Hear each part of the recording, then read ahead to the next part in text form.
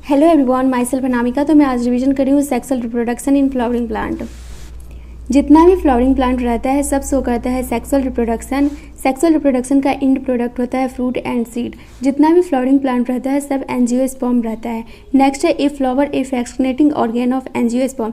Human being का intimate relationship है flower के साथ, वो भी इमोरियल टाइम से। एंड थोड़ा बहुत हमें साइंटिस्ट के बारे में याद रखना है। पंचम महेश्वरी जो थे इनका बहुत ज़्यादा कंट्रीब्यूशन था टेक्स्ट बुक में, मतलब कि एनसीईआरटी का टेक्स्ट बुक था उसमें। एंड हमें याद रखना है कि ये बिलोंग करते थे जयपुर राजस्थान से। ये डायग्राम दिया गया है फ्लावर का, तो यहाँ पे सिंपल सेपल दिया गया है, तो ग्रुप ऑफ सेपल को कैलिक्स बोलते हैं। ये फिलामेंट दिया गया है तो ये एंथर होगा। एंड ये पेटल है, ग्रुप ऑफ पेटल को क्रोला बोलते हैं। एंड हमें याद रखना है एंथर प्लस फिलामेंट को बोलते हैं स्टेम। नेक्स्ट है पिस्टिल, पिस्टिल को ही कापिल बोलते हैं। तो स्टाइल, स्टिग्मा एंड ओवेरी को बोलते हैं पिस्टिल। एंड ये रहा थैलमस। नेक्स्ट है floriculture, cultivation of flowering plant को बोलते हैं फ्लोरिकल्चर। बायोलॉजिस्ट के अकॉर्डिंग फ्लावर जो है मॉर्फोलॉजिकली एंड एम्ब्रायोलॉजिकल जो है वो अट्रैक्टिव एंड साइट है सेक्सुअल रिप्रोडक्शन का। यहाँ पे अट्रैक्टिव की जगह मार्वल्स लिखा हुआ है। नेक्स्ट है pre fertilisation structure and event. Hormonal and structural change की वजह से इनिटिएट होता है डिफ्रेंशिएशन, एंड डिफ्रेंशिएशन की वजह से डेवलपमेंट होता है फ्लोरल प्राइमोडियम में, जिसकी वजह से इन्फ्लोरेस्केंस का फॉर्मेशन होता है। एंड ये बियर करता है फ्लोरल वॉर्ड। उसके बाद जाके फ्लावर का फॉर्मेशन होता है। Male and female reproductive structure को बोलते हैं एंड्रोसियम एंड गाइनोसियम, मतलब कि मेल रिप्रोडक्टिव स्ट्रक्चर है androecium and female reproductive structure है गाइनोसियम। नेक्स्ट है स्टेमन, माइक्रोस्पोरेंजियम एंड पॉलन ग्रेन। स्टेमन जो होता है ये कंपोजिट रहता है एंथर से एंड फिलामेंट से।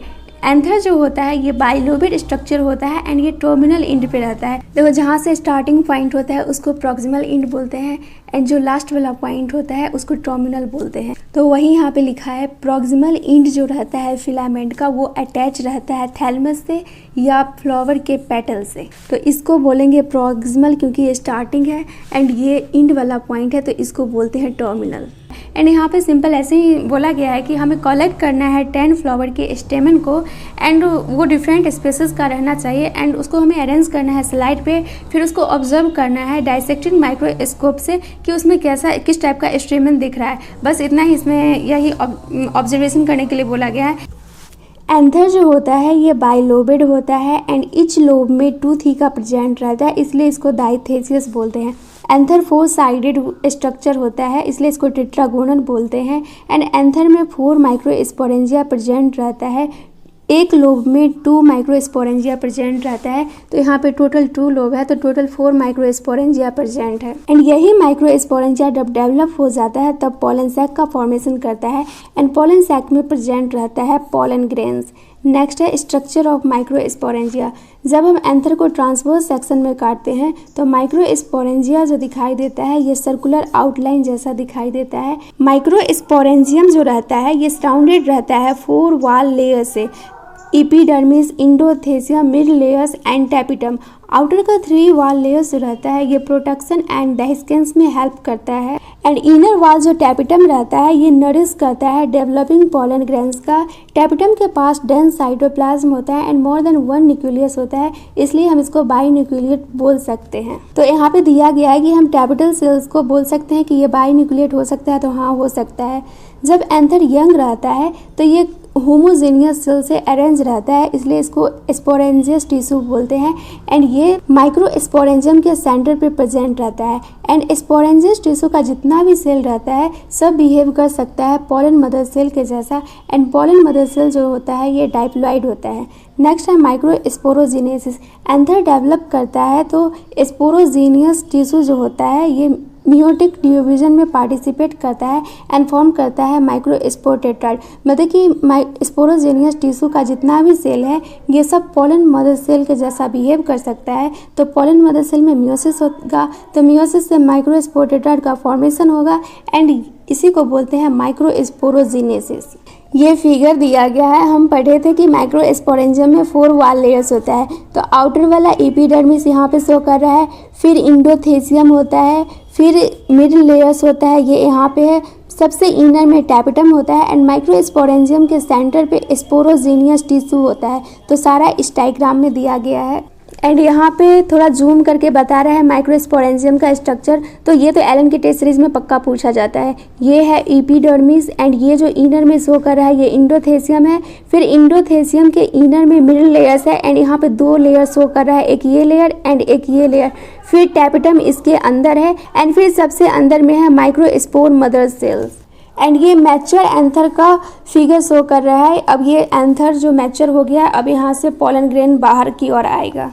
एंड यहाँ पे वही सिंपल दिया गया है जो पीछे पड़े हैं, मतलब कि स्पोरोजीनियस टिश्यू का जितना भी सेल होता है वो माइक्रोस्पोर टेट्रा का फॉर्मेशन कर सकता है, क्योंकि स्पोरोजीनियस टिश्यू का एवरी सेल बिहेव कर सकता है माइक्रोस्पोर मदर सेल के जैसा। तो माइक्रोस्पोर मदर सेल्स का काम क्या रहता है, इसमें मियोसिस होता है एंड माइक्रोस्पोर का फॉर्मेशन होता है। इसी प्रोसेस को माइक्रोस्पोरोजीनेसिस बोलते हैं। एंड माइक्रोस्पोर टेट्रा जो बनता है ये मतलब कि एक दूसरे से अटैच रहता है, इसलिए इसको माइक्रोस्पोर टेट्राड बोलते हैं।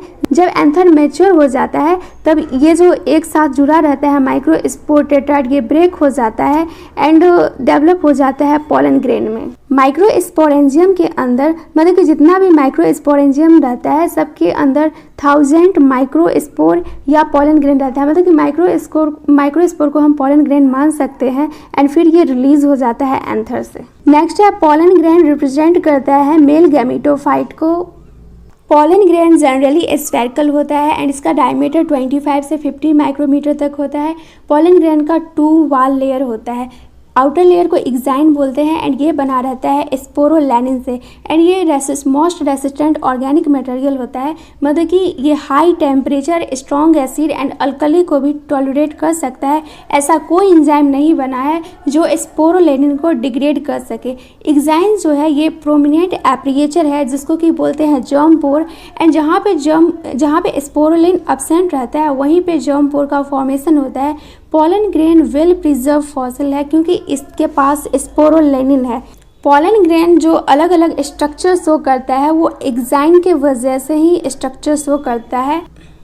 पॉलन ग्रेन का जो इनर वाल रहता है उसको इंटाइन बोलते हैं एंड ये थीन एंड कंटिन्यूअस लेयर रहता है, मतलब कि यहाँ पे कोई पोर वगैरह प्रेजेंट नहीं रहता है एंड ये बना हुआ रहता है सेलुलोज एंड पैक्टिन से।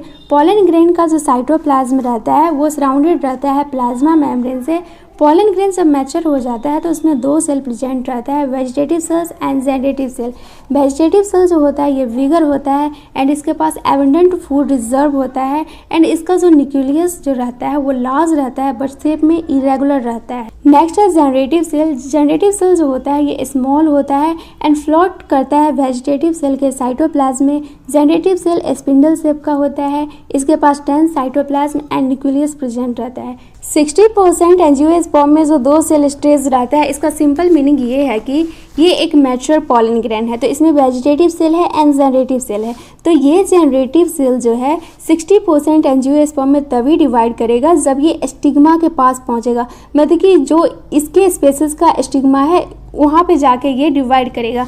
मतलब कि ये हुआ पॉलन ग्रेन, तो यहाँ पे वेजिटेटिव सेल है एंड ये रहा जनरेटिव सेल।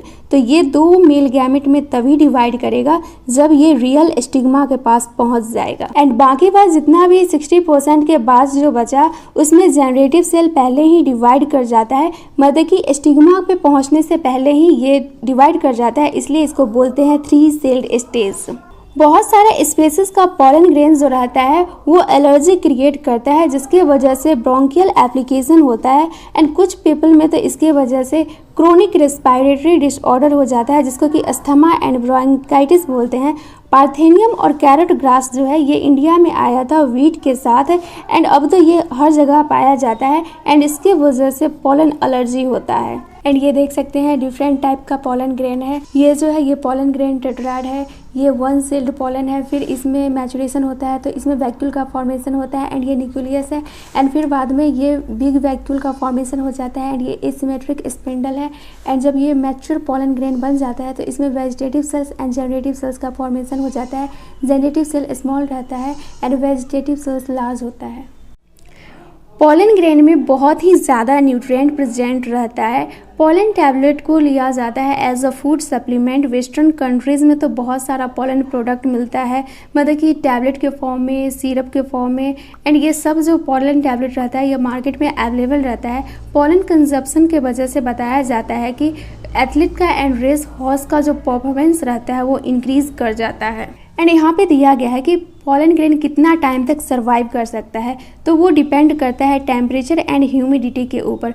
कुछ सीरियल में जैसे कि राइस हो गया, व्हीट हो गया, ये सब में पॉलन ग्रेन अपना वाइबिलिटी लॉस कर देता है 30 मिनट में। एंड नेक्स्ट है रोजेसिए, लेगुमिनेसिए एंड सोलेंसिए का जो कुछ मेंबर है, इसका जो वाइबिलिटी रहता है ये मंथ तक रहता है। जिस टाइप से हम सुनते हैं कि आर्टिफिशियल इंसेमिनेशन के लिए स्टोर किया जाता है सीमेन को, स्पर्म को, एनिमल्स का, तो उसी टाइप से पॉलन ग्रेन को भी स्टोर करके रखा जाता है -196 डिग्री सेल्सियस पे। एंड इसका यूज़ किया जाता है pollen banks, seed banks and crop breeding programme वगैरह में।